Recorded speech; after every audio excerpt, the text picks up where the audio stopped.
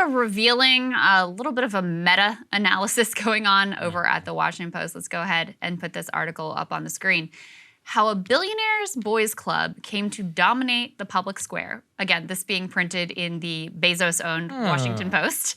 And what they write is, the world's richest man, Elon Musk, attacked a publication owned by the world's third richest man, Jeff Bezos, that would be the Washington Post, last month for reprinting a column published by the world's 13th richest man, Mike Bloomberg. The Bloomberg opinion article posted by the Washington Post asked whether Musk's recent investment in Twitter would endanger freedom of speech. WAPO, always good for a laugh, Musk wrote in a tweet with smiling and crying emoji. I mean, it's actually like, if you go through, what I like about this article is that, first of all, they go after Bezos, who does own the outlet it's being published in, but they also make it clear that, you know, the problem isn't just Elon Musk. You have the fact that, you know, the modern public square is basically wholly owned by a whole range of billionaires.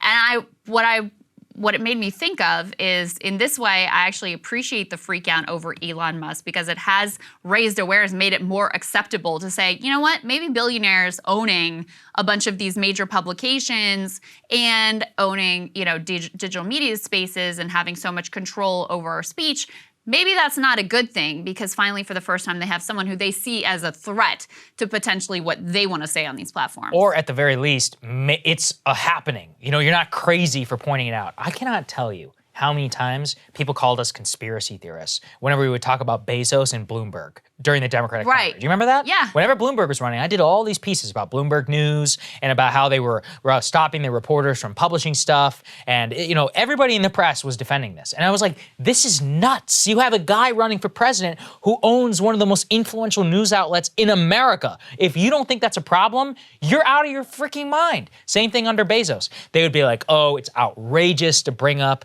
the ownership of the Washington Post. Oh, the liberals were losing their minds. Do you remember? Bernie. Yeah, and I did all the these things. slightest thing about it. I was like, hey, you know, it's a real problem when Jeff Bezos owns this paper and also has a $10 billion contract with the Pentagon. I mean, I'm just saying, if you think that that isn't tied together, you're an idiot. So I continue to go down the list. And at that time, you know, when it was a billionaire in their good graces, you act like you're nuts. And then, oh, all of a sudden, oh, it's a billionaire owned. You know, I love these woke liberals now are like, wait, but Elon could be controlled by China. I'm like, wake up, people. They're all controlled by China. Yeah. Now, look, I've done a whole segment on the show about Elon and China. I think it's a serious problem. That being said, don't spare me your crocodile tears. Don't act like Bezos, who was the one who Bezos also has got some China problems. Oh, and Bloomberg is more beholden to China than any other single billionaire in the top 20. So it's like the hypocrisy on this just drives me crazy. But at the very least, at least we'll open up the discussion for, let's at least talk about conflict of interest, okay? Right. Let's talk. Right.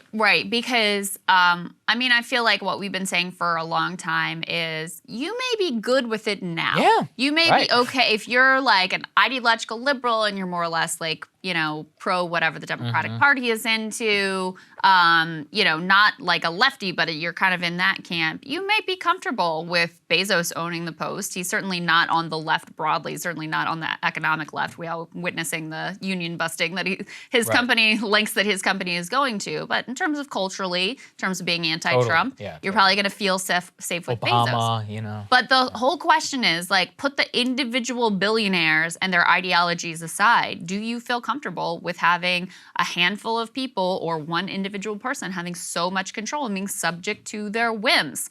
So this is the first time really with Elon Musk that there's been a little bit of an awakening of like, among the liberal side of like, oh, maybe this isn't such a great system we have going here. So just like to see that applied consistently. Yeah, absolutely.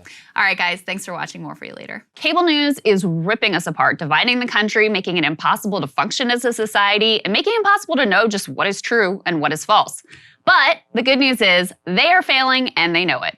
That is why we're building something new, a new mainstream, a healthier one, something more trustworthy, something that we are going to need in one of the most pivotal times in American history. We are building up here for the midterms, for the upcoming presidential election, but we need your help. So if you can help us out by becoming a premium member today at breakingpoints.com, we're trying to change America for the better and the entire world. So what are you waiting for, guys? Go to breakingpoints.com and sign up and help us build a new mainstream.